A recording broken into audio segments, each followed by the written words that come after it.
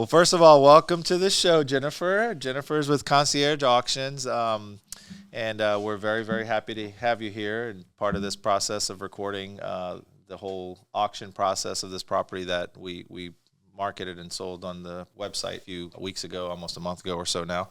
And I want to welcome you to the show. Thank you for having me. You're welcome. And we have Gibbs here also, who was an integral part in getting this whole process started through his company, Sotheby's, and more importantly, his team. Thank you for being here, Gibbs. Absolutely, absolutely. So we're just going to jump into it. So tell me a little bit about you. Tell me a little bit about what you do for Concierge, and tell us a little bit Yeah, more. like how did you even get into concierge? Sure. I was in traditional real estate originally, and Concierge Auctions has done quite a few deals in Vero Beach, where I live. So that was how I found out about the company, and I've been with them for 6, starting 7 years now. Awesome. Yeah. And so what do you do for them? I'm business development. Awesome. And I know I've had some experience in working with you, obviously, as we sit here today.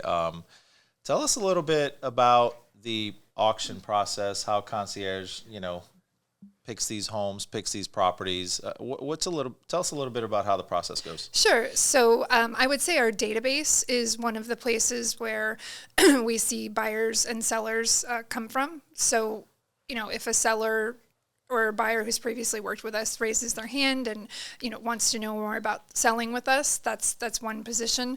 And the other is the agents. So kind of like with your property, Gibbs called us, and then we got in touch with you. And that it's interesting too because we stay active with Sotheby's not only locally but then regionally, nationally, internationally, right? So the whole concept where we get more comfortable as agents is to go to the regional meetings, and concierge is there, and at the meeting we go through everything that needs to be gone through, and then other people present after that, concierge, or we may go present a development we're doing or something like that. And it's a good place for information exchange, which makes us feel more comfortable to then come to a seller and say, hey, I kind of know how this process works. I've sat down with the people. They seem to be good people.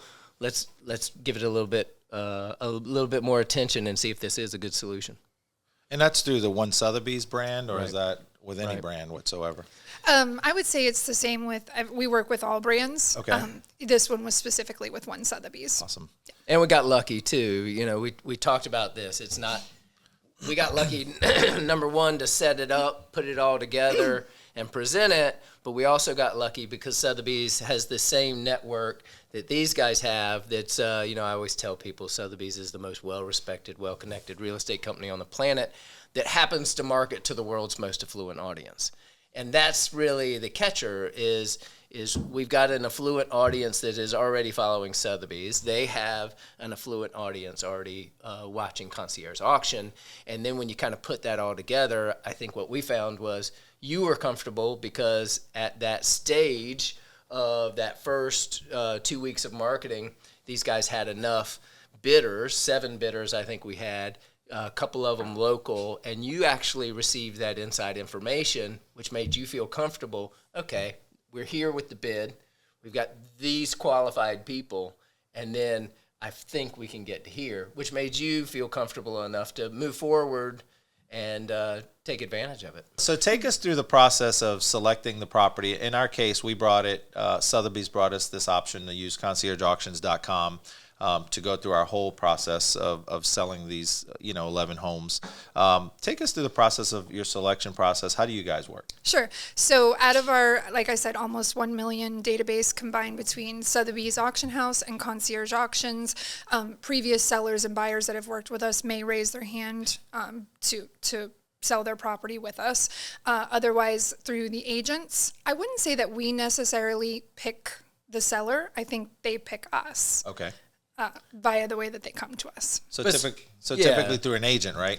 Right. More often than But not. certainly through an you agent. guys do a little underwriting activity, right? To make sure it's the Absolutely. right fit. Once we have talked to the seller and we have our goals aligned, then yes, there is an underwriting process for Sotheby's Auction House to take the property. Okay. And so I'm assuming from time to time there's a seller that doesn't align their goals with you. You decide we can market your property, but the seller decides they don't want to. Does that happen? I would say more on the front end. We would talk them through the process, go through a proposal, obviously our auction agreement, and then, it's up to the seller and us. We take 1 out of every 20 properties that we look at. Okay. So we are selective. Yes. But as long as everyone's goals are aligned and the property is a good fit, then we proceed. And being selective is important, I think, from not only a seller's perspective, but a buyer's perspective also. I mean, if you've been on both sides as a developer, I've been on both sides as someone who's sold, bought real estate, been on both sides. It's very important because in our case, our property was aligned with some homes that were selling in the hundreds of millions of dollars and way higher price point than ours. I mean, ours was a drop in a coffee cup, right? But being selective, I don't want to say exclusive because this was a little different property than it was a residential property, but a little different than only one single family home. It was basically 11 townhomes. Right. Obviously, your sellers are coming through. They're bringing these properties to you. Take us from that process. I bring a property to you. Again, I've experienced it, but tell our audience a little bit about how that goes. I bring these properties to you, and what do you do next? Sure. So we have a conversation with the seller and the listing agents. Listing agents are included in all conversations throughout the process. And a little bit about our process, it's about 60 days from start to finish, from the time the property launches to the closing and funding stage. So it's pretty quick. 60 days is a pretty good pretty turnaround. quick, Most listings take a lot longer to sell than 60 days. Correct. And I think that's why a lot of sellers are attracted to our platform. They're looking for time. Yeah. Time is money. Time is money. Valuable. 60 days is a wonderful process. As great as an agent you can be, by the time you get a property listed and all that, it takes us it was a different scenario here because we were already working with you, but in general, 3 or 4 days on the bare minimum just to get the photos, a 24-hour turn time. If you're going to do virtual staging, that's another 24 hours. And that's just if the property is 100% ready to go. A lot of times, we got to paint this thing over here. We got to do this over there. The caulk looks pretty bad over here. Let's take care of this. The electrical box over here on an ocean front is rusted out. We need to get that. And then FP&L's got to come out. Yeah. Then the electrician has to come out. So a lot of times you're right. Like when you think about getting a electronic funds transfer in 60 days from today, there's power in that. So time is definitely money, and conciergeauctions.com definitely gets it done in a timely fashion. Something that was different on this one, which I think you guys were not scared of going in, but you definitely had concerns. And I remember your underwriting coming to us going, we're not 100% sure this fits our normal bracket. Right. But what we found was, and what I've also seen on the other side, I'm residential. Yeah. And all my commercial stuff, I filter that out to other people. I've got a next door neighbor that's a great commercial agent. My daughter's mom's a great commercial agent. So a lot of times we refer that out. And in this scenario, and what I found as I refer things out, the people out there that are high net worth individuals, they have a hard time finding income producing properties that fit in a parameter that they're comfortable with. A lot of times there's hair on those deals. They go to the local CCIM. He's putting it out on their vertical bridge. He's doing all these different things. But these people normally don't have an agent that's out there searching for that and putting it in front of them, where this is a perfect scenario. Here you've got high net worth individuals looking, and you put something a little different in front of them. Mm-hmm. And they not only see the opportunity of a good deal on the property, but they see an income stream. Right. Well, it says it in the name. It's a concierge process. Yes. Right. You're taking care of your individuals that are either buyers or sellers that are at a little bit different level. And it's through a concierge process. Concierge auctions says it all in the name, right? It's an auction through that process. Yeah. So. And as a follow-up to what Gibbs said, I think it was a little bit different for the platform, and we found that our database really liked it. Embraced it, yeah, right? Embraced it. Yeah. I remember talking to Laz during the process, and even as we sat here during the actual auction, there was a lot of that conversation of, hey, wow, this is more bidders than I really expected. And then for us to have the intel on the backside on, hey, this bidder is local, this bidder's in a different area, that was also important to Laz. So that was information that didn't put any auction bidder at any kind of negative or bad position, but it was just information that made the seller feel comfortable of, okay, yeah, let's do this. I'm going to feel good about this. Yeah, and that is part of our process is 24 hours before the auction opens, we do present everything to the seller. So it's very transparent. They're able to see who the bidders are. They're able to review floor bids and, proceed to open the auction. And I know at some point we talked about, what averages are and so forth, so on, and those are just, conversations, because obviously there's no telling what something's going to end up at. I want to say that our conversations were pretty darn close to what, to what the final outcome was. I would say within probably $100,000 was the final number, including fees and all that stuff. Mm-hmm. So I think that we were pretty much in line with what you and I discussed. Right. Although we knew that those conversations were not to be taken as a guarantee of what the final bid was, as an investor, developer, builder, all those things that I've done in my life and in my career, I knew what I was getting into, mm-hmm. but also you guys guided me, and you specifically guided me exactly to what the expectations should be. Most sellers want the most they can get for their house or their property. Most buyers want to buy it for the least amount that they can. So there was some kind Same of story. Same story. And if you put me as a buyer, I want it for as least as I can. And if I'm a seller, I want it for as much as I can. But I thought Concierge Auctions did a phenomenal job in describing and explaining to a first-time auction seller exactly what the process looked like. That's why we wanted to have you here today, because we want our audience to know what that process looks like. If they decide they want to take, a property and sell it through your platform, we want them to understand what they're getting themselves into and understand the process and timeliness and so forth. Listen, folks, 60 days to sell a property, start to finish. And let me reiterate this, because it hadn't been said yet. These buyers are cash buyers. There's no financing contingency in these deals. Is that all of your buyers that way? Correct. So all of our, like I said, going back to process, so it's about a 60-day process, all cash deals with no contingencies. And, just as you said, to just align with what the seller's goals are and to make sure that everyone's on the same page. And I like to call that expectation setting, which is what you just said. So is it fair to say that you guys set the expectations not only for the buyer, but also for the seller, as you guys are a middle?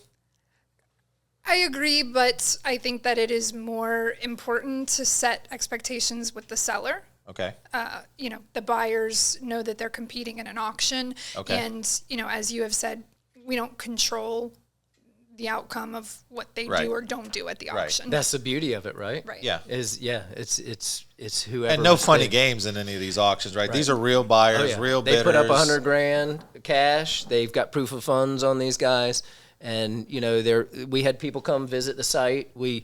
I don't know that it's $100,000. Those numbers can vary depending on the asset and all that, right? That's not a fixed number, right? Typically, our deposit is $100,000. Okay. That is normal with a proof of funds, and they do bidder terms and conditions. And all of our due diligence is front loaded, so they get to review, for instance, the inspection report, seller's disclosures, title report, purchase and sale agreement. So we try to do everything on the front end, giving the bidders all the confidence to compete. And a lot of that information is posted right on the site. Correct. So once Everything you log is in, outlined. it's outlined. This is full transparency in the process. The buyer's not buying something he's not aware of, she's not aware of.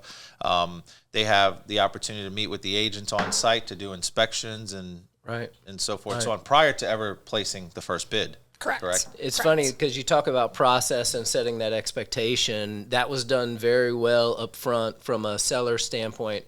But you guys, I don't know if you realize it, but you guys did a couple key things throughout that process that were really important. And for me as an agent, going through my first auction process, I was a little scared, not skeptical. I was a little scared of how things would come That's out. Natural. And there was a couple things that really made a lot of sense. And I didn't understand it at first, but as soon as we did it, we saw the results. One of those things was we had the listing completely on MLS as well. So it's represented there on multiple listing service at a certain price. And the way that worked was we had an initial value of real estate that we put on the MLS as a price point.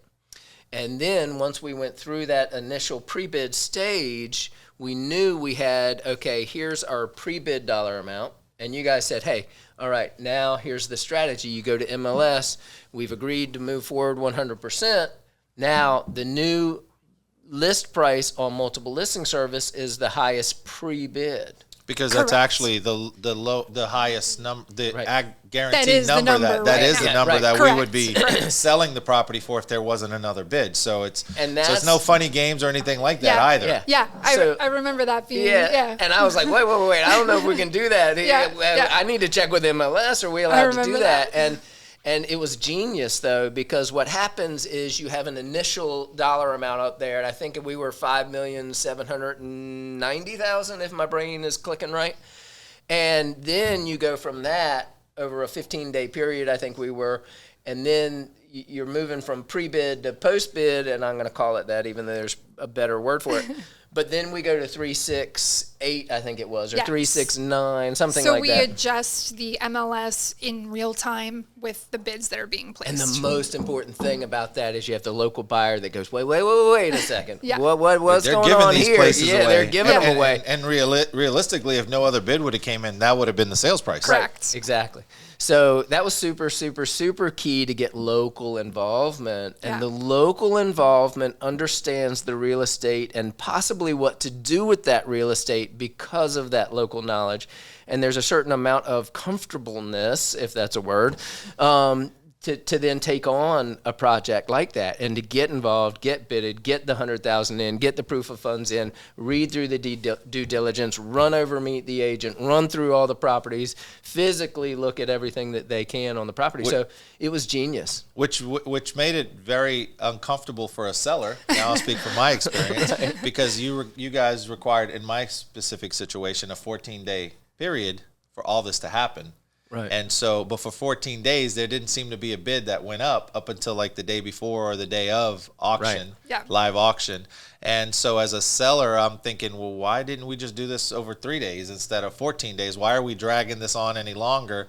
But obviously, because you guys have a process. Yes, and the reason for that, we break our cycle down into 2 blocks. So we have our first block, which is our 3-week auction marketing cycle, while we're marketing the property and the listing agent is showing the property, and we're kind of putting together that pool of bidders to present to the seller. Okay. And then the second block is the 2-week block of the auction. The reason that we now do a 2-week auction, so it has evolved over time, is because we found that we're able to add anywhere from 1 to 3 more bidders after the auction's open, using our tool with the MLS to reflect the current high bid, and ultimately trying to bring in more interest, especially from a local level. local I would Right. agree with Gibbs on that. Right. Yeah, and ultimately in this particular case, the 2 local bidders that came in after the fact Yeah. were ultimately the ones that bid up the property, and one bought it and the other one was hoping he bought it. I mean, that's just what ultimately happened because they both understood the local markets better than Right. the out-of-town bidders. Right. Right. And the winning bidder, so interesting in y'all's process as well, you have a process in place that works for getting those pre-bids as high as possible. Right. And, they do that with, you have a half the fee. We offer a 6% credit on the starting bid. So it's a discount ultimately on the buyer premium. So in the end. buyer premium, that's the intention the of the buyer getting the what? It's the Inducement, incentive. It's the you know? incentive for giving the floor bids so that the seller has something to review prior to opening. The And it's a auction. savings. I mean, on a $10 million property, you know, Right. you get a 50% discount if you give your best number at the beginning. I mean, you're Right. saving a ton of money. Right. And ironically, the winner of this bid did not pre-bid. He did not. But what he did Interestingly. do is through the MLS, he saw, hey, wait, what's going on here? I'm local. I should be involved in this. And he reached out to another Sotheby's agent that ultimately represented him on the other side of it. So, And ultimately, the buyer of this property, wonderful family, someone who came to this country 45 years ago, has built a business from nothing, very hardworking, has family members in the business that he works in. Matter of fact, owns some property near some of my other commercial real estate that we've found. And so the beauty for a seller is that now I have also met someone locally who's in the same industry. May even compete with me at some point for some of the same properties. However, you know, it's in my opinion, it's a win-win for everyone involved. For the agent who sold them the property, and received her commission, even though that commission structure is now changing with these new rulings and all that. But that's for a different episode, not today's episode. You know, we're not even allowed to comment on that. That's gonna take a lot longer to communicate that process as it develops and so forth with the new ruling and settlements and so forth. But ultimately, you know, the agent was a local agent who represented the buyer, represented him in a very, very, you know, professional manner, someone who's locally known, respected in the local market. We won't state her name at this point, but she did a phenomenal job in educating the buyer, and the buyer knew the market, but she facilitated. Believe it or not, process. The buyer had looked at the market probably, or looked at our listing there probably 8 months prior. So she had brought him to look at one of the single listings we had up. Right. And when he came to look at it with me during the auction process, he goes, "You remember me? You remember me? Stephanie brought me over here once before," and you know, that was at a time where the market was like so heated that he almost jumped on it back then on a single unit. And of course, through the auction process and the change. This is part of the recipe for success, is a date certain sale. When people respond to deadlines. Yes. And so now they know it's not going to be available anymore beyond a certain date, so it made him act. Right. Yes. Right. Yeah. And he's definitely in a position to act on that and many more Like properties. all the buyers. Yeah, I think he was actually, you know, not that he had to set aside cash, but, you know, I think he had set aside some cash for opportunities, and this one popped up in his backyard. And just so we, you know, just to give full transparency without naming the person and all that, this isn't a family, because it's not just an individual. It's a family that has not only bought a ton of real estate in this Central Florida area, but they have also made some major donations to schools and facilities in the schools and all that. So they're a well-known family, very well respected. These people are not just investors that are just looking for profit. They also give back to the community, and that's extremely important. And that actually made the process in this whole transition period a lot easier.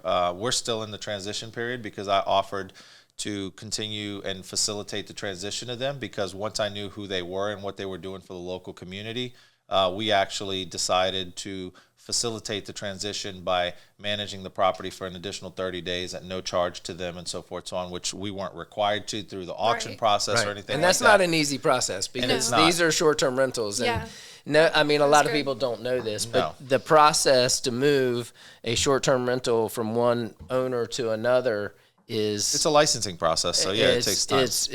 It's a nightmare. It's not like this is easy to do and here's the process. It's a very cumbersome process through the Airbnbs and VRBOs and Booking.com and Expedia and blah blah blah blah blah.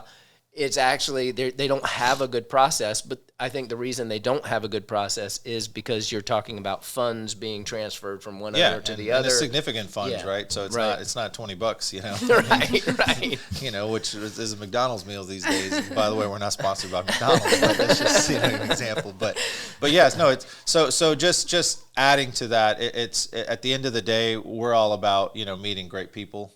We obviously see the news and we see there's not so many great people in the world, but, you know, dealing with great people, great companies, great families, great companies like Concierge Auctions, Sotheby's, guys like Gibbs. I mean, a lot of people don't know this, but my wife's a real estate broker, and Gibbs represents us on most of the stuff that we sell, and not my wife, you know, and it's nothing more than just he knows the market, he works the market, he's in it, and my wife, you know, her priorities are our family, right? You know, so, you know, having teams like this locally and you know, and not even just locally, but locally in my case, have been wonderful. And having you guys, I mean, obviously this process has been wonderful. So we'll jump back into some of your process. Well, I wanted to follow up with what you just said. You know, that is why at Concierge Auctions, we never take a listing that doesn't have a local listing agent attached to it, because they are the local market. They are the local eyes and ears. And without a doubt. You know, and it's a true partnership between the auction house and the local listing agent. Because value is what somebody's willing to pay for something, right? Correct. You know, so the local guys, you know, the local people understand what that real value is. You know, what we may think is worth, you know, $100 might be worth $200. And sometimes it can go the opposite. Correct. Sometimes you get someone from California or somewhere else, and, you know, to them this is a deal, or, you know, so I think it could go either way. Yes. When you're talking about the bidders that are going to compete for the property. So, you'll have those out of area people, sometimes out of country people, and you'll have some local people. And that really can fuel a really competitive auction. And speaking of out of country and all that, how many markets do you guys actually? Yeah, we operate in 38 countries and 46 U.S. states. Wow, that's awesome. And we're currently looking to expand. We have about 30 openings here in the U.S. from Aspen to New York City. So yeah, because always I've looking seen to you grow. guys recently were marketing a property in, I think, Costa Rica, if I'm not mistaken. Yep. And it went live on auction. I actually watched the auction on that one. I know you guys have sold properties in Miami Beach. You've gone, obviously now in Melbourne area, Indian Harbor Beach, where we Yep. sold ours. But I've seen Aspen, Colorado. I've seen you guys have sold, this wonderful property. Let's just talk about, let's get that elephant out of the room. Tell us about your biggest sale. Our biggest sale was in Bel Air, California. Wow. 141 million. And that's the company's largest sale to date, and it was a couple of years ago. So And folks, I've never seen that much money. I've seen the numbers. But that's cash. that's cash. That's cash. That was cash. Yes. With a 30-day close, with no contingencies. And not cash like in an envelope or anything like that. That'd be a really big envelope, right? A really big briefcase. We've all seen the movies and so forth, so on. But even more recently, y'all had a different one that was pretty up there too. We had our largest sale at the auction house this year, and it was in the Hamptons. But at what auction house? Like At Sotheby's auction house in New York the City. actual live auction? Yes. Okay. Yeah, awesome. it was a live auction in New York City, and we sold it for over 88 million. So that Fantastic. was cash again, and that was our biggest sale so far. And that was a Hamptons. Hamptons. home? Yeah, Hamptons Awesome. property. Correct. Yeah. And I think you alluded to this earlier where you were talking about your database of people. It is nice because every time you do a large transaction like that, or every time you do another transaction, just like Laz is now watching the Yes. site, every Yes. seller starts watching the site. They go, okay, well, I pulled that capital out, and in 6 months, 12 months, or a year, they've got capital again ready to deploy. Yes. And so that works out really well. So you guys are putting that product out there, picking up even more high net individuals Yeah. that continues to build Well, your I'll database. get this straight. I won't be buying the Bel Air property no matter what it comes back on the market for. Although it had wonderful indoor bowling alley. I can tell you all about it. I've seen the pictures. I've seen the marketing literature. It's fantastic. I'd hate to see what the electric bill is going to be like, right? Or the But there was taxes. another beautiful one in Dubai that you guys marketed. I believe maybe I was looking at it differently. Sure. You guys have marketed so many. I've looked at so many different ones on that site. just to grasp. I think Winter Park locally here, there was one that was gonna possibly be marketed at some point. And so I've seen local ones. So yes, you do become a seller, becomes a potential buyer in the future, Right. Yes. I would say I've had at least 2 or 3 deals in the last 12 months that were buyers turned to sellers. And we even had a couple of people, I kind of realized that through this process as well, because of the couple of the bidders called me and said, hey, I did this process. I went through it from the sales side once before.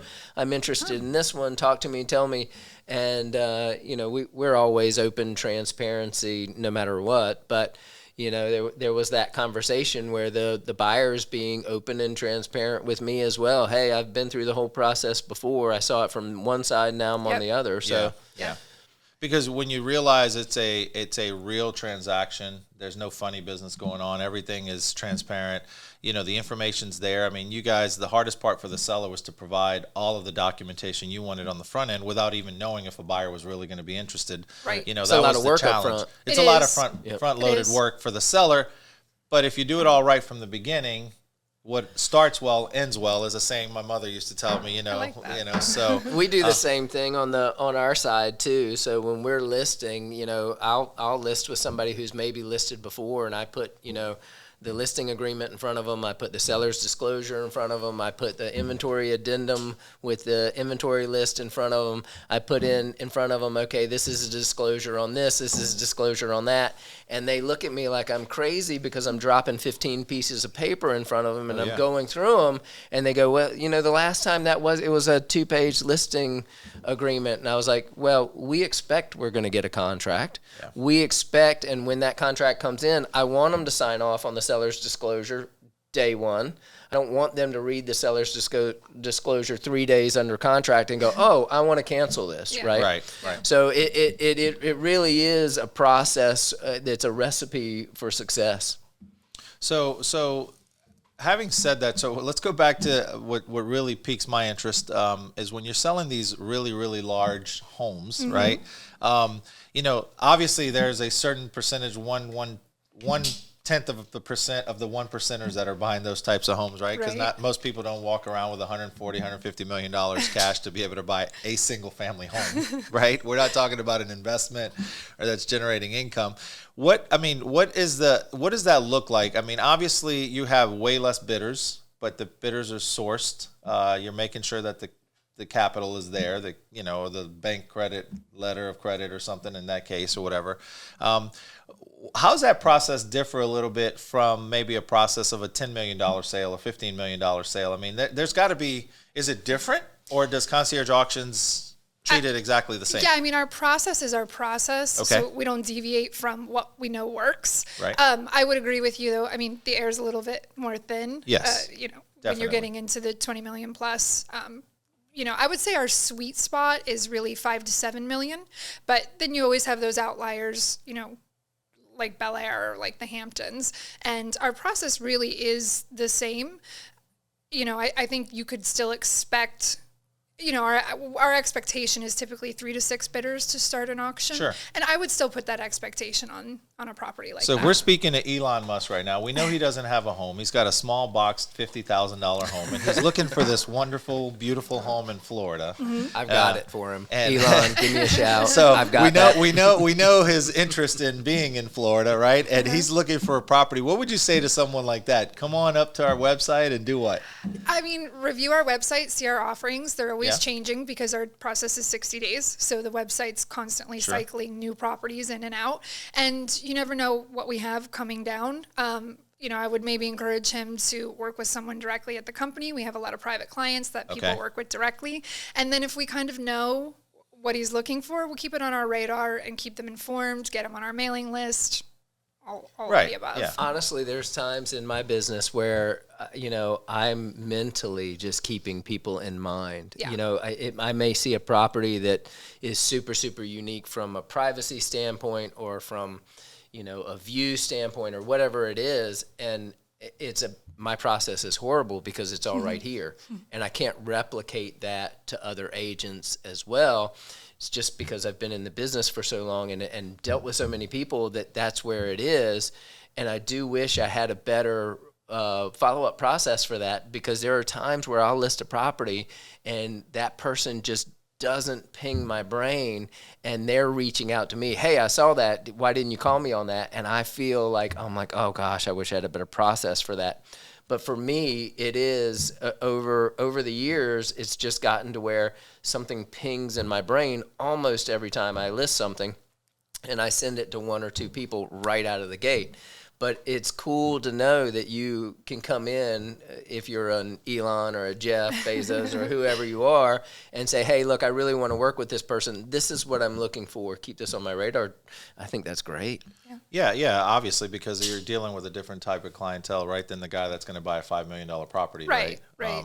So you obviously want to have a department that caters to those needs, because We find out the reason for the call and then we route it accordingly. Gotcha. Yeah. Okay. Well, that's good to know. I mean, because if you're listening to this podcast, which I seriously doubt, but if you are, reach out to Concierge Auctions the minute you're ready to get your first home. That's not a $50,000 boxable. Now, you home. really don't think he's living in a boxable. You really don't think that, right? Hey, actually, he's living at the office most of the time. That's really where he's living, right? He's sleeping on a couch somewhere, getting things done, because that's how you get things done. And he's told that story many a times. Wow. My kid is a huge fan. I know more about Elon than I ever thought I would want to know about Elon. Nothing personal, but my kid is a big space guy, and I've become a fan just because he tells people what they don't want to hear, but it's the truth. And unfortunately, a lot of people don't share the truth, and that's why we have you guys here. It's to hear the truth from both sides, from the seller side, buyer side, and more importantly, from the auction side, because I think it was a wonderful experience. I can't imagine that anyone would say it's not been a good experience at any level. Well, unless you're they just would, unrealistic- but unrealistic. I think those people are delusional about what the property's actually worth, right? Well, yeah. Go Well, back yeah. to We have that all the time expectations. too, Yeah. right? Yeah. So Yeah. We deal with the same things Yeah. the listing agent deals yeah, I with. mean, Yes. we get that all the time. I go in and I go, hey, look, I've got on my piece of paper what the real number is on this from a comp standpoint. Right. I'm happy to share that with you, but just out of curiosity, what did you think the property was worth? I've never ever had somebody say a number lower than what I have on a piece of paper. And no matter what, I'm going to flip over that piece of paper. It's already there, right? Right. I will tell you, I'm still very unhappy that I didn't get my number that I wanted. But even had I gotten the number that I, just had in my mind, because that's all it was, there's no science to it, I probably would have been unhappy at that point and said, well, that's not the number I really should have gotten. I was like your wrong. It was honesty, worth though. even more. Well, it's true. Listen, I've said it and I'll continue to say it. The buyer wants more than what something is worth. The seller wants to pay less than what it's worth. And the balance of that is what conciergeauctions.com does, what Gibbs at One Sotheby's does, and that balance is not always a fun process for people involved. And it's the perspective, right? The seller's perspective Yes. is looking into the future. Oh my God, this is such a great property. It should be worth this. It should be worth this, right? But that person is not in here and now. That person is thinking forward to the future because of the way they see either growth in the area or they see the scarcity of this product. And so their brain really is in the future. Yeah. The Yes. reality And their own is emotion tied to it. right. There right. is. Yeah. And if you And say where's there's no the emotion buyers? tied to it, then you're not human. Right. And yeah. where's the buyer's brain? The buyer's in the past because they're looking at comps. Right. Oh, this sold for this. Oh, well, this sold for that. Why should I give that? And that's that difference between buyer and seller that we try to pull them together. And a lot of things interest rates dictate the value of things, right? What somebody's willing to pay for something is what it's worth. And whatever that number is. Mar-a-Lago is a great example with all the stuff going on in the news today about its value and blah, blah, blah, and it's not worth $18 million. Is it worth $1.5 billion? Who knows? If somebody's willing to pay $1.5 billion for it tomorrow, Right. then that's what Then it's I worth. guess so. Right? I'd love to see you guys auction that one on conciergeauctions.com. Well, and this isn't a political statement. Right. This is just, I would love to see what that one closes at what price to see what the real value is. Because I Right. think everybody's got that question right now. I mean, we know Donald Trump, thinks it's worth $1.5 billion. And we know that the judge thinks it's worth $18 million. And somehow I suspect they're both wrong. Right? Right. Well, we could bring the high net worth buyers to the table and let And them, see. battle it out. Maybe that's the one that Elon Musk buys. That would take care of a lot of current event issues right now, and would take care of all the stuff that's going on in the world. But all joking aside, because this absolutely has nothing to do with you guys, what would you like potential buyers and sellers to know about Concierge Auctions? Like, what is the one thing that you think everyone, either a buyer or seller or both, should know about your site? I think that just us as a company, everything we do is around the client and the client experience. So I just want them to know if they come to us, they're going to work with us, we're going to be very transparent and we're very client driven. Which is awesome, because so many companies have lost focus that the client is the customer. The reason. And Yeah. the reason why you even exist. Yeah.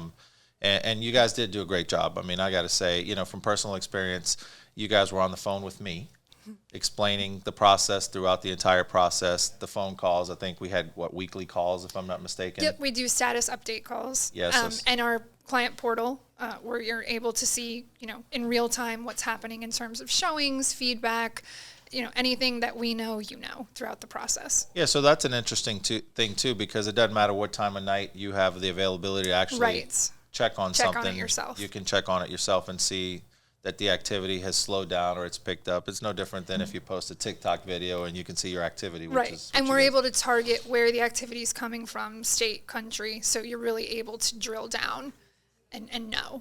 And what is so in this scenario, you were 14 days, I think. We were 14 days. Yes. It's a 2-week auction, yeah. Yeah. And so do you ever have a situation where, a seller says, hey, I want a longer marketing period on this? We have done it. We can do it. I think that it would just depend on the price point of the property for that given market. Yeah. So if you're marketing, a $50 million property, you may want to add some marketing time to that. So I think that that's I would case by imagine case. a property like some of the ones that you've sold in the $100 million price range, it would require a little bit more time because you're dealing with maybe 2 buyers, 3 buyers, a handful of buyers versus I think we had 11 going in. At some point with ours, but it was also a much lower price point, which, you have a bigger So we tailor it every, our standard process is the 5 weeks, 60 days. We want to really hold tight to our timeline because that's what our sellers expect. So take me to that New York auction, the live auction. Tell us some of the fun, interesting parts about it. I mean, what did you get to experience there? Because I think you were there present, correct? Yes, I was there. I've been to quite a few. I'm going today. We have another one tomorrow. Oh, wow. Okay. So tune in. We live stream all of our live auctions from the auction house. This one's going to be in New York City. Our next one is coming up in London. That'll be in May. Awesome. So always stay tuned. We have our schedule. You come in, it's Sotheby's auction house, New York City, Same Sotheby's That's an that sells experience in itself, right? That's why I'm asking the question. Same that one, sells the artwork. The jewelry, all of the above. Gotcha. So, you come in, we have about an hour-long reception, have some champagne, sit down, socialize, and then you sit in the audience, and Frank Trenzo, our auctioneer, they start pulling up the properties on the screen, and then the live bidding starts. So there's some people that call in, so we have people in the phone banks taking bids. So just like the movies. Just like what you see in the movies. Yeah, all of our buyers have the opportunity to speak with someone from the auction house to place bids. So, you have the phone banks going, and then sometimes there's people live in the audience with the I was going to ask that. Yeah. So do you get some live people? We do. That's awesome. When I was there, They're allowed the 2 last drinks. time. 2 drink minimum? Man, on $140-50 million, To get that's a all I'm paddle, getting? To get a paddle, the paddle has I can't imagine that billionaire was there for that auction. So the whole paddle going up. The paddle goes up. It's real. It's Interesting. live. And we close the properties out and move to the next unit. So they do more than just one during that Correct. process. So we have portfolio options Okay. that are available if sellers want to be a part of them. So in our portfolio sales, those are the ones that are typically live at the auction house. Awesome. Yeah, I mean, you're talking a different level there.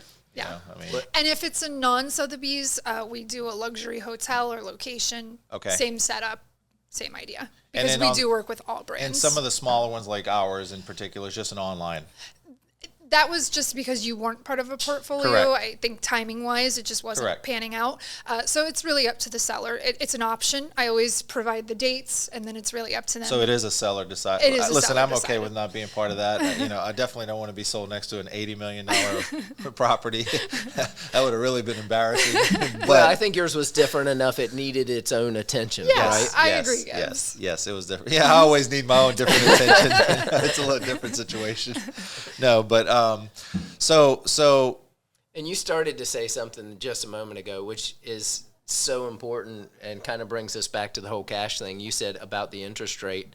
So what we're finding right now in the country, and also maybe even more so in Florida, is it's not only the interest rate, which is sucking the affordability out of the marketplace, but it's also our insurance rates. And, Yes. they're talking about this in government right now. So the insurance rates in Florida have gone up somewhere between 40 to 70%, depending on the property. And then the third thing is because of COVID and what happened during that time frame, there was, and it's not just, we always say, oh, during COVID this happened, but it wasn't just COVID. It was 2008 stopping the building process, not as many homes.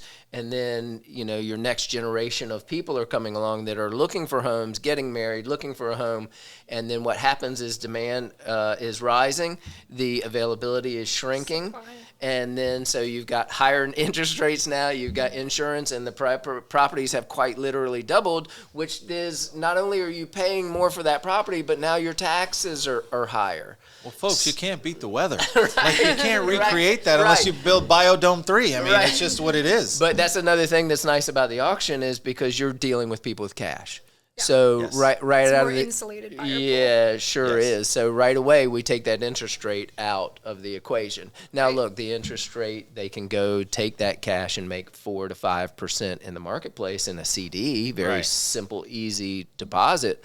But that's not what the opportunity that presents itself through an auction. The whole idea of the auction for the buyer is, hey, what can I get where I know I'm not going to pay too much for it? It's in an auction, and if it goes beyond where you're comfortable, okay, I'm good. Yeah, good. Right. And they do receive their deposits back if they don't end up being the winning bidder, correct? Correct. They do the initial deposit to participate, and we return it within 2 business days, typically after the auction. And that's typically wired or by check? Wire. Wired, okay, yes. Do you ever have somebody say, hey, you know what, just leave it in there, I'm not the done. next I'm not auction? done. We do. Yeah. Yeah. We do have a lot of private clients that will leave a deposit on with us because they will roll over. Yeah, because the to other process of sending auctions. it back, if you know you're buying a especially if your wife is interested in a property on Bel Air, you know. Yeah. Or you're just simply watching it because you enjoy real estate. I mean, look, I'm telling Right. you, I'm not that person, but there are people with enough money that this is kind of fun for them. Exactly. Sort of like with the art Oh, it is. auctions. It's a gamble. Yeah. I think there's people in our database that treat it similar. Without a doubt. I'm listening. I'm on there looking, and I'm not even in the market to buy anything right this moment, and I'm looking We've at got you hooked. the auction in Costa Rica that closed a week or two ago, and I'm watching it, and I'm actually watching the gavel going up, going twice, and I'm like, are you serious? They're not going to bid another 25 grand or You're like, 10,000 or hold 20. on a second. I'm like, are you serious right now? Like, Jump in now. yeah. Well, if you got to be registered, right? Right. And the deposit has to be. I'm kidding. No, I know. But that's your client. That's the clientele that to them 100,000 sitting in to be immediately available to Right. jump in on something. flight costs them they more than see an that. opportunity, yeah, Yes, that's okay with them. I Yeah. mean, I'm not that guy. I got $20 that I'd do that with, but not. Well, I mean, you just have to go to a different auction. I mean, you got to go to the same ones I go to. You can buy 3 chicks, like little chickens, for $20 anymore that are going to be egg-producing chickens, except some of them end up being males and they don't produce eggs. That's a true story. I used to take my kids when they were very, very small to farm auctions. And that was so my cool. first experience in an auction setting, is selling little chickens. That's why I joke about the little chickens. And I mean, my kids were happy. They'd get $2, and So when you they're did have auction experience. yeah, well, quite different. Quite different, I mean, my kids were happy to walk away with $3 or $4, because they were a little bitty, and then they got to sell their little chickens and all that stuff. It only cost me $50 to raise those 2 little chickens from their mama feeding to the egg to the chick. But they got $2, so it was a great investment for them, a terrible one for me.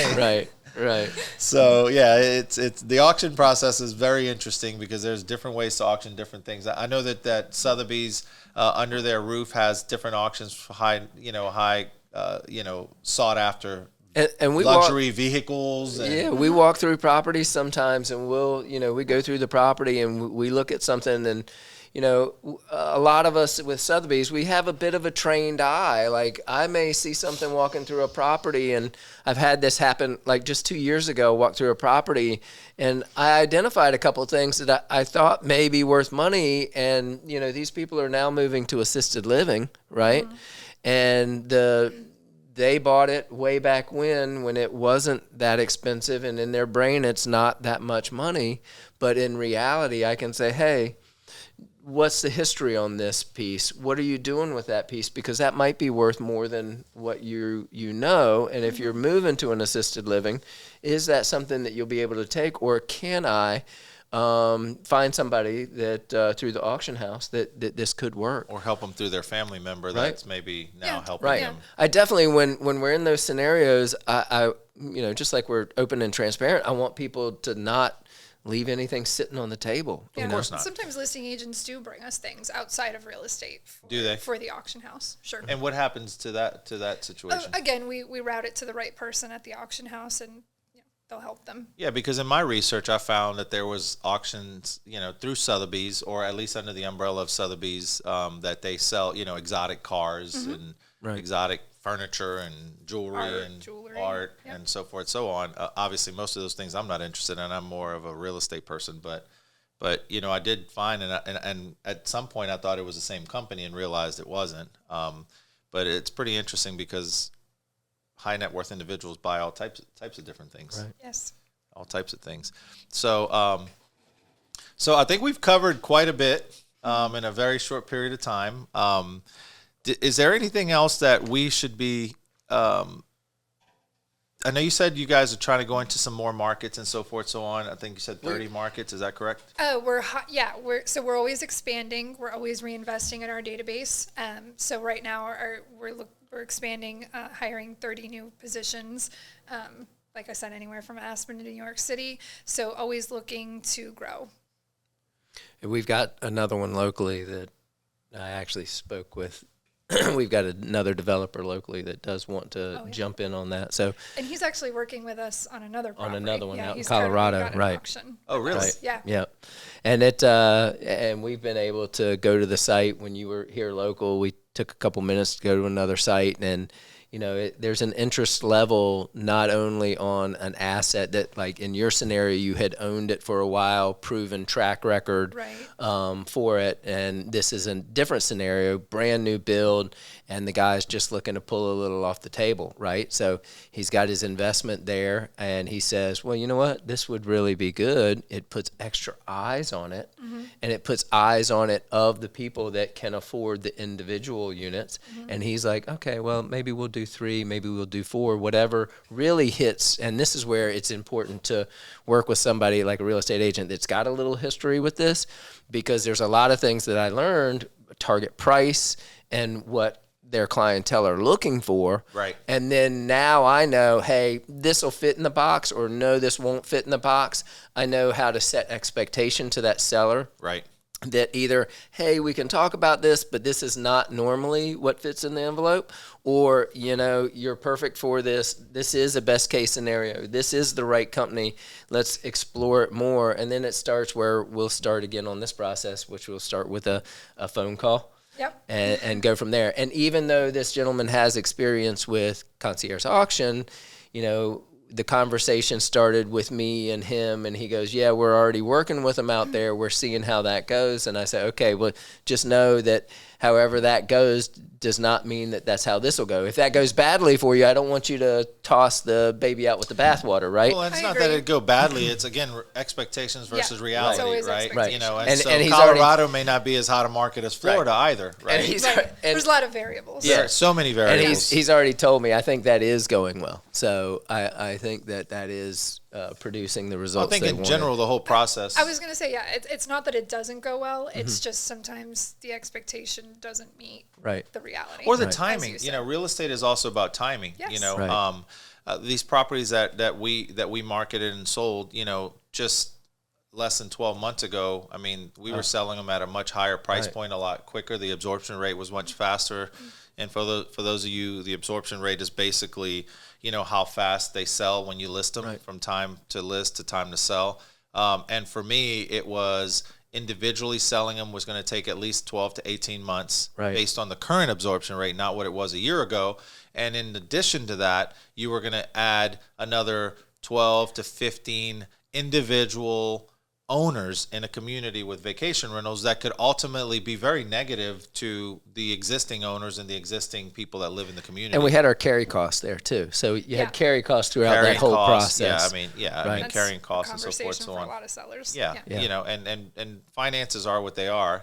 People don't realize, funding and interest rates and all that makes a difference. And you may Time fund value one of project money, for yeah. something else, time value of money. Yeah. I got to say, Concierge Auctions did a phenomenal job in getting that start to close. We had a backup buyer that was We ready did. to close. Right. He If was- the, yep. Yeah, and we were looking in the crystal ball ahead of time. I mean, we really were. We had the conversations of, hey, the crystal ball is this. The Fed is telegraphing what the Fed is going to do. So we were banking on not what they said they were going to do in the timeline but we did worst case scenario. We were like, okay, well, what if the Fed doesn't drop the 2 points this year? Right. And they're not. And they haven't, And yeah. they're not. So, but we did say, okay, well, my crystal ball says 12 to 16, 18 months.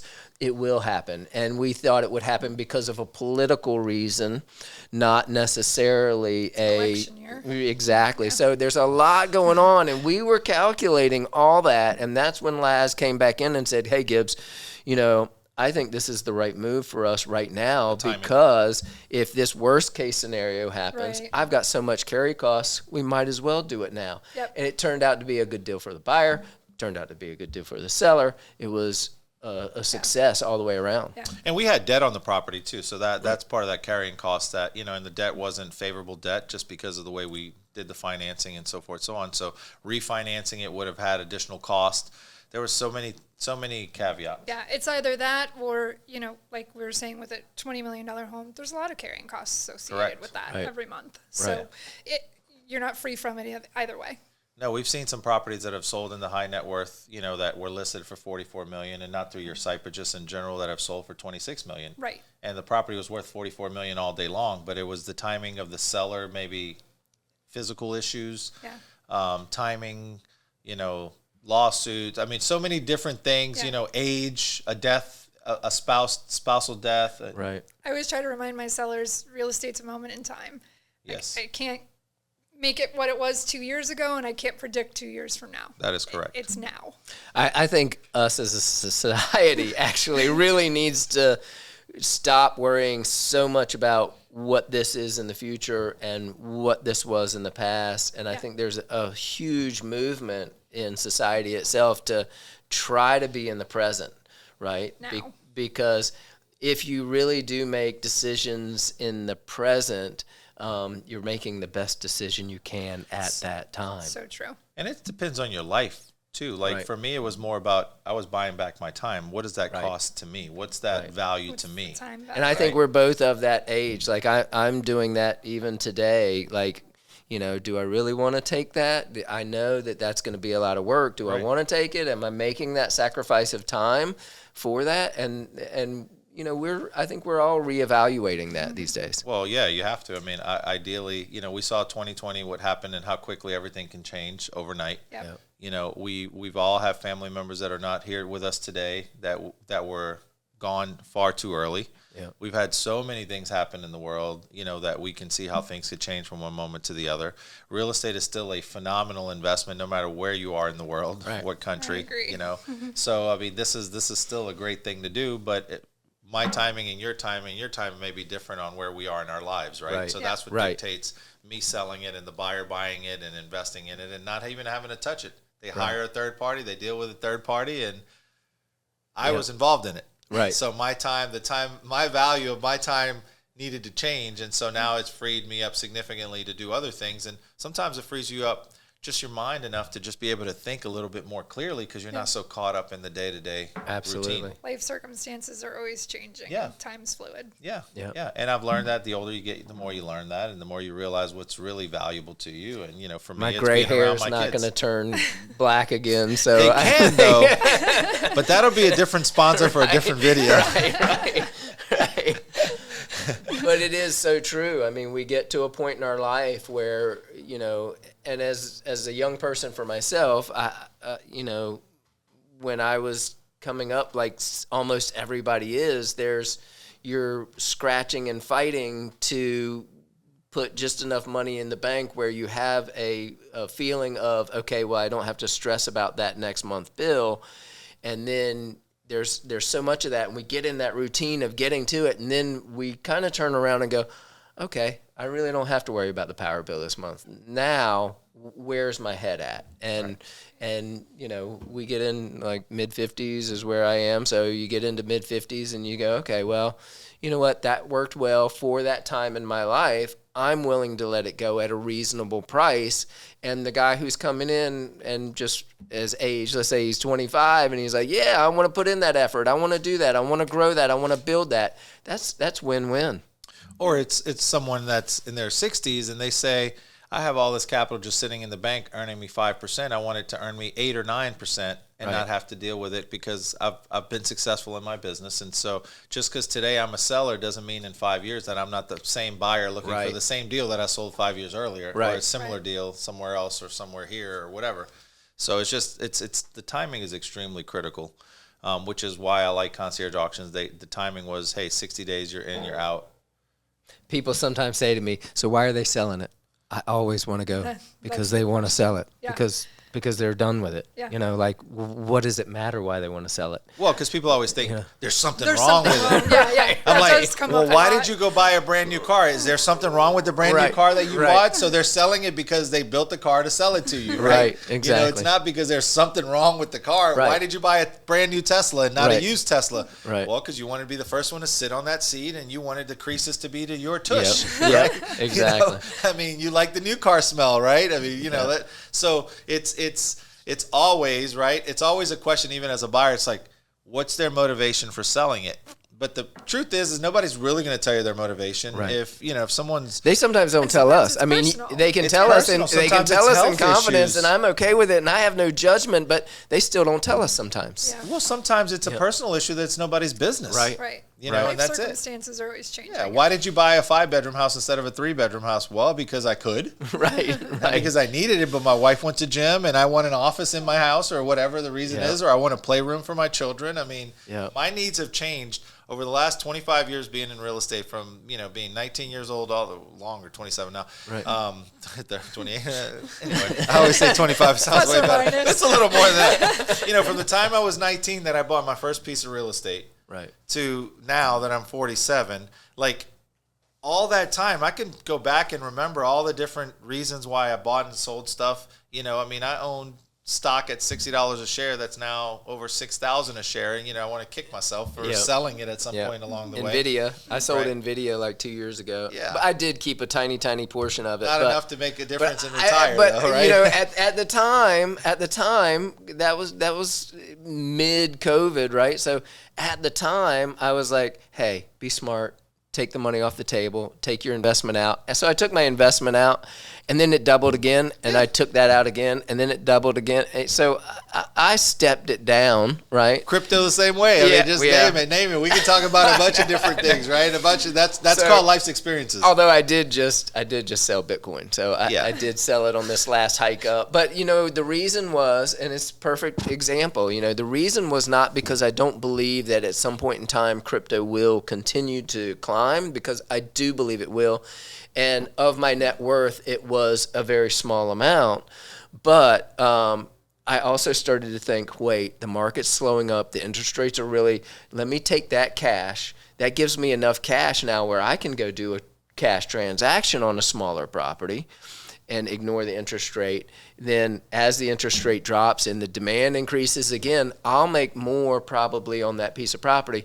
And at the end of the day, my life has dramatically changed by owning real estate. So let's talk about crypto. Do you guys have any way of accepting payment through crypto at this point yet, or is that something that could possibly happen in the future? Yeah, we don't. I don't know any plans on the horizon for it. Gotcha. But we're always changing and growing, so stay tuned. Yeah, because Well, I will eventually- tell you, your crypto, they've made it easy now. And when I first, Well, I don't know if a $150 million crypto purchase would be that easy without a lot of eyes on it, regardless of what they tell you about crypto. Right. Sure. But the thing of it is now, I mean, so like I literally, you know, a week and a half ago, on the push up, I got rid of the crypto, and I'm telling you, it was like click, click, click, click, click, click, click, Oh, yeah. click, click, click, click, click. 3 days, the money was in my account. Right.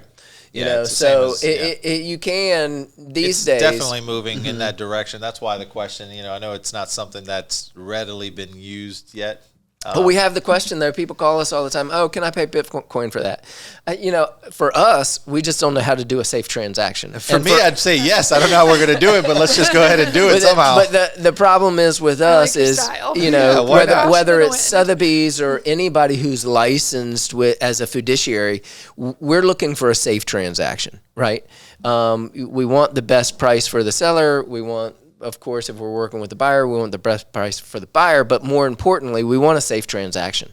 Want to keep it clean. Yeah. However, let's talk about that side of it. That doesn't mean it's not a safe transaction at this point. Right. I just don't have the experience and Most the people knowledge don't, and that's on how exactly to right. do Because that I know safe transaction. plenty of young men and women sitting at home right now that have way more money than any of us I know. because they bought crypto, different types of crypto without any specific one, Right. at so little. Right. And they were so lucky, or Right. maybe they were such geniuses that we didn't realize they were Right. as genius as they are. And they're the Right. ones, who knows if that's who bought the $150 million one, the $100 million one, the $20 million, you know, because, you see it all the time. You have so many influencers now making money doing certain things. Mr. Beast is one that comes to mind just because of how successful he's been. Right. You know, just doing North Carolina boy. Yeah, doing certain things that, you know, that you would never imagine that they would, you know, and those are some of your buyers for some of these auction properties. I mean, the new money. Right. It's not just old money anymore. Right. That's Things the are world going to we live in. change. That's the one thing we've learned at this point in our life. Things are always going to change. And look, you know, talking about change, the whole NAR thing and the lawsuits and all that, you know, we're really not allowed to talk about it yet. And actually, as we're having this recording, you know, there's another we've got another one being recorded right now with the attorneys at Sotheby's to discuss with the agents how this affects us and how to move forward. And, you know, we know there's going to be change. There's always going to be change. We just have to roll with the punches. But change is great. Yeah. You know, people don't realize it. Change is Oh, look, great. and I see a lot of positive things about this. Absolutely. And I was telling, Again, more transparency. Yeah, I was telling Greg this just the other day because before Florida, I lived in North Carolina. I had my own real estate company there. It happened to be on a lake. I showed by boat. So things were a little different. People would come to my office, which was literally driving across the lake 2 times. You kind of come up to the top of the hill, and that's where my office was. So people would set an appointment, come in with me. I'd go across the map with them. I'd tell them how things are going to happen, what we're going to look at, and get to know them a little bit. And then I'd flip around buyer's agency paperwork with them. And I'd say, okay, well, we're going to go and look, but if there's a for sale by owner or if there's an agent not paying out a commission rate that I'm willing to work for, then you guys will compensate me, but I'll do my best for you to get the compensation from the seller in the scenario. And, I mean, we're talking about 12 years ago, 14 years ago, and I did that, and I will tell you, from the years that I did that, I had one client say no. I'm not going to sign that paperwork. And you know what I said? Okay, have a great day. I'm still going on the lake today, but I'm going to be wakeboarding. I'm not going to be showing you houses. Right. And if you guys want to drive around the lake and find your for sale by owner or find whatever you want to find, you guys go right ahead, you know. But the reality of it is, and I've seen a lot of this recently, which I don't like the message, but the message people are saying, hey, you think a good realtor is expensive, try a bad one, right?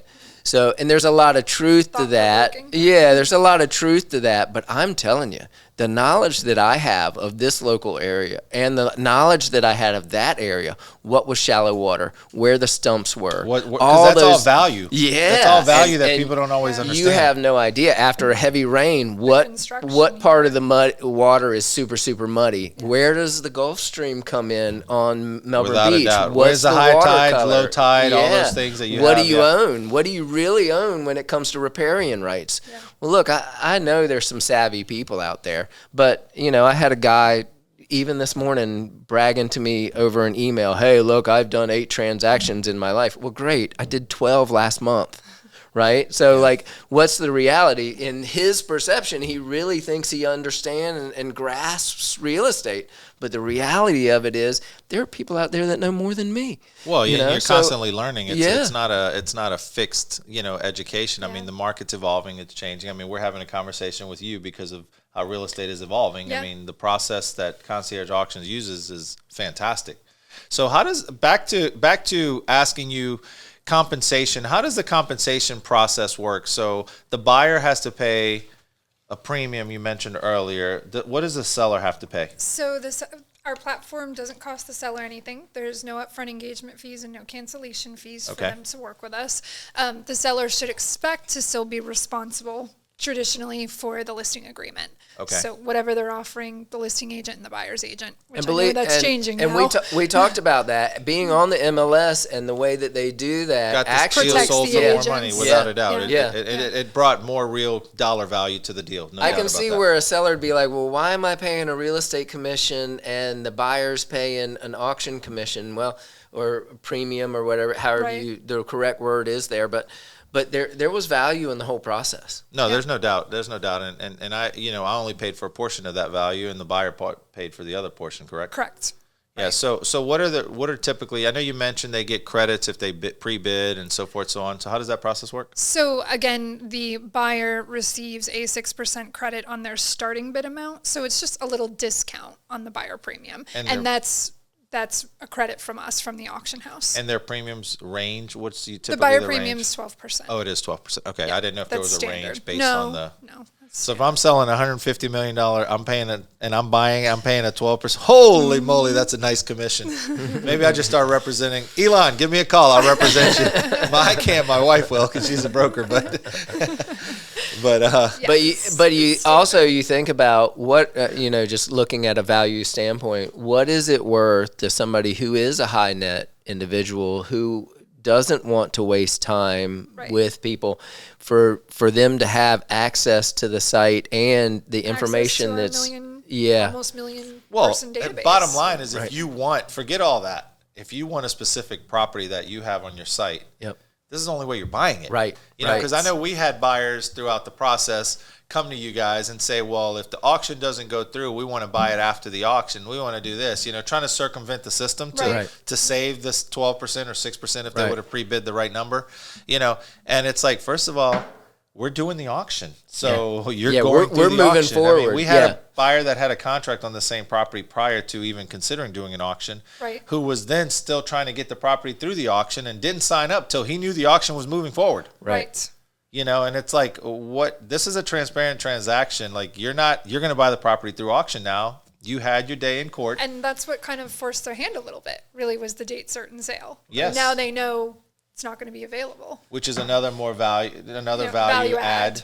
From Concierge Auctions. And from a seller standpoint, so there was a lot of history there, right? So this was through another one of our Sotheby's agents that the offer came through, and it was, certain buyers, they want to wishy-washy a little bit. They want to, hey, let's give them this, and then let's pull it away. Let's do this, and let's see what this person's pain threshold is on selling the property. Really selling the property, right? So there are people that when they're buying, that's their mindset. And we did go under contract. The guy then immediately wanted to bounce on it. He said he wanted to reposition partners that he was going to do it with, and I said to the other agent, don't let it out of contract. Don't let that happen. Reposition. You've got your inspection time frame where you can walk away at buyer's sole discretion. And in the meantime, we found Concierge Auctions where... Right. And then he called up with an attitude, and then lo and behold, it just didn't go over well. Anyway. Yeah, and he resurfaced anyway. And I don't do well with attitudes. And then he lost it, right? So... At the end of the day, it really does. You've got a certain timeline. This is how it's going to go, and either jump on the bus or the bus is leaving the station. The process cuts out the contingencies. Right. The wheel spinning, all of that, and it just makes it a clean transaction. Yeah, and that's exactly what I loved about this, because this buyer was involved in this while we were in our initial conversations, and I was like, you know what? I'd rather go through this process that I haven't gone through before. He telegraphed what kind of buyer he was going to be. I already knew what we were dealing with, and I already knew what that buyer was going to be. Even after he closed, I knew what kind of buyer he would be, owner he would be. And honestly, I care about people. I care about the people that in the communities that I build. And actually, I was more concerned for that HOA, for the people that were left owning properties in that HOA, because this was about a third of the properties in the HOA. And frankly, I didn't think that he was a good fit for the people of that HOA, and he was going to create issues. There was no warm and fuzzy there. Right. There was no warm and fuzzy, and unfortunately, it shouldn't be an emotional purchase and sale. But realistically, we live in a world where everything's based on emotions. Like you said, the auction process is a process that gets your emotions going, and I just didn't. I said I'll take my chances.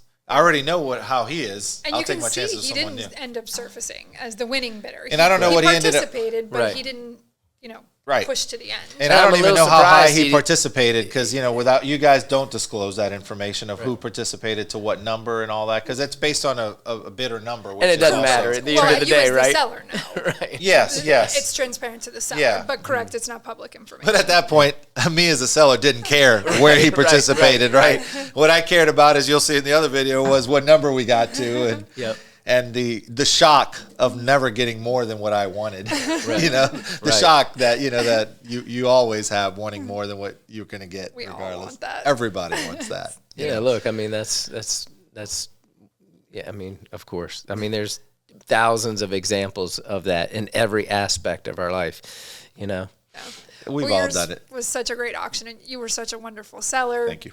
really kind of rolled with it. Gibbs and your team, so professional. We tried. So We fabulous. tried. And we had a lot of stuff going on at that time too. Yes. I mean, we were Yes. we were literally sweating it because we were driving over, showing the property. It's hot outside. We're trying to and we're running over to another property to do another thing. And this person's going to be here at this time. And then they call us an hour ahead of time and go, hey, we're 45 minutes late. And then so we, we run and grab something to eat real quick because it falls into that time frame. And I forgot to eat today. And then next thing you know, they run in, they go, hey, we're 30 more minutes out, and you've spent your whole day and you're trying to reshuffle your schedule because it's kind of like the Prince and the Frog. You don't know. I'm going to kiss this buyer and see if they turn into a prince. And the one who turned into a prince was one of the very last ones to actually the come see the last guy property. went through the property the day of, right? The day of auction. That's auction. not uncommon. The day of auction, and he was excited. And to our credit, when we're going through the property, we had a lot of history there. Yes. I actually own properties in that subdivision. So there was a lot of local knowledge that was laid upon these people. And he was also local. He also knew the Sotheby's reputation and actually knew my reputation in town and was very comfortable with his Sotheby's rep. So at the end of the day, which she was actually busy on the day that so I showed him for her on that day. Mm-hmm. So there was that warm fuzzy. Mm-hmm. From him knowing us and reputation and the local town and everything local, but it took coming in from Concierge Auction to really set that timeline to make it all come together. Yeah, and I was just going to comment that you were so wonderful also with the out-of-area buyers because they didn't know much of anything. So that was a lot on the listing agent as well to just talk about the local market and the fact that he owned in the property was really and there were helpful. times where I didn't give too much of my knowledge of my personal investment in there, right? Because it was irrelevant, right? What I concentrated on was here's the block, here's the averages, right? Because there's so many. Of them. This makes sense from a raw real estate standpoint. Aside from the income potential, this deal makes sense. Right. And so it was an asset sale. It wasn't a business sale. It wasn't a cap rate sale. It was an asset sale. We had the cap rate sales. We did 4 or 5 or 6 of them. 7 of them, to be exact. And most people were asking. A lot of the buyers were asking about cap rates and so forth, so on. Go to a different site for that. Right. They're not selling cap rates on concierge That's auctions. your CCIM mail bridge That's a different that comes situation. across. That's why they don't do commercial real estate sales at this time. Yep. I'm not sure if in the future they're going to consider doing some of that, but as of right now, they do residential because these aren't cap rates. This is a completely different. This is an asset sale. I'm very pleased that you guys took on the property. I liked the positioning of the property with the entire portfolio of what you guys sell. I think that helped add validity to the sale. I'm very satisfied with Gibbs and his team.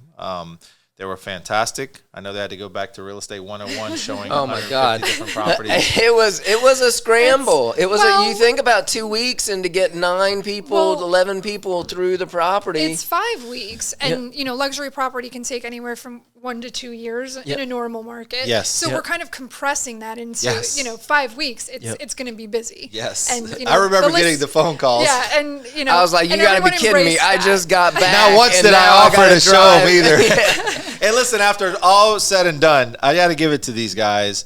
They even credited back some of the commission at closing that they didn't have to do. So that goes to show you the transparency, the type of relationship that we have. And that's what we're doing. We're building relationships. It's not one transaction. It's not 2 transactions. It's for us, it's all about people, the clients, and the clients being comfortable to go to say to somebody else, hey, I worked with Gibbs Baum, and that dude took care of me. Yes, like, not only did he know what he was doing and talked me through the process, but the follow-through was there. And to me, that's worth more than the money. I mean, I always tell people, don't worry about the commission. Don't worry about that. All that comes. Don't worry about the fund transfer after the transaction. That's going to happen. Yeah. All you have to do is take care of the client and give them a safe transaction, and you get paid. Yeah. You know, which is the number one question that most title companies get from realtors, because most realtors, only 20% of realtors do 80% of the real estate transactions in the whole United States. Yep. The number one question title companies get from realtors: when can I get my check? right. Not did everything go well with the customer? Right. Did they have any questions, any problems? First of all, they weren't at the closing.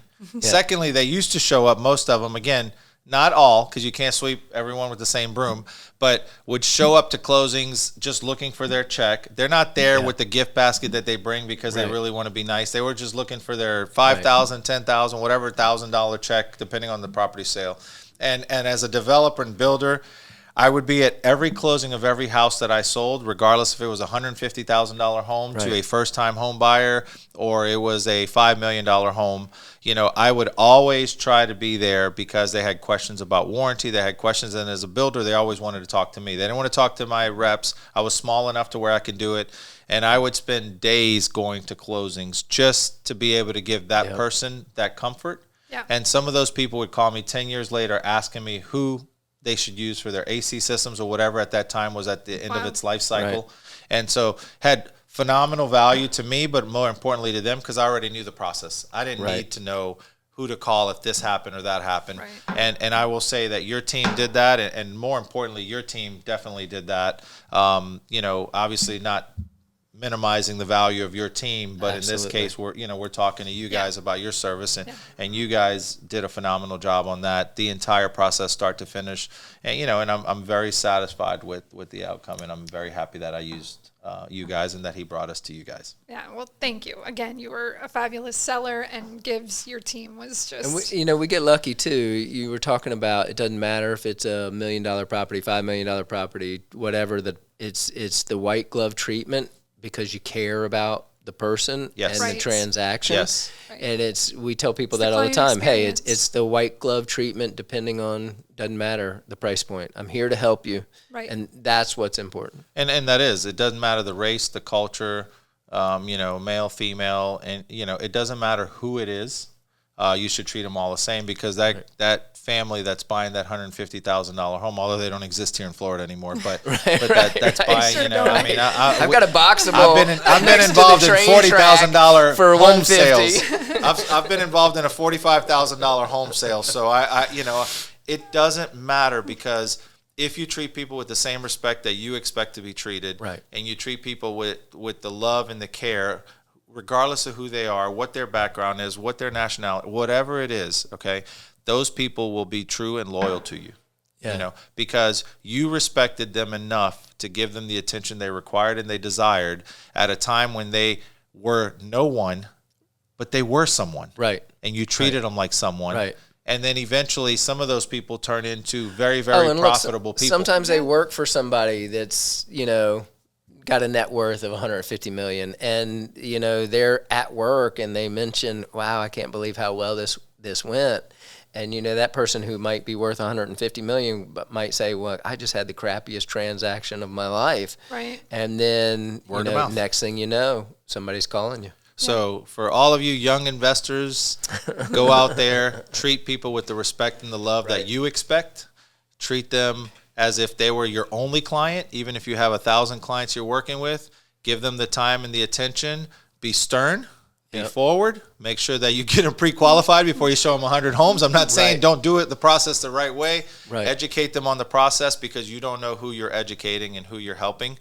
And at the very least, if they stay at that status of their life for the rest of their life, at the very least, they're going to always respect what you did for them in buying their first home and so forth, so on. So before we end this podcast and this conversation, I like to call it more of a conversation.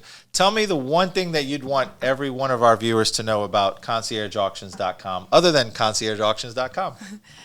One thing to know about it. And we can cut at any point. Okay. Tell us what you would like the viewers to What's your takeaway? What's your takeaway? About your company, about what you do, about whatever.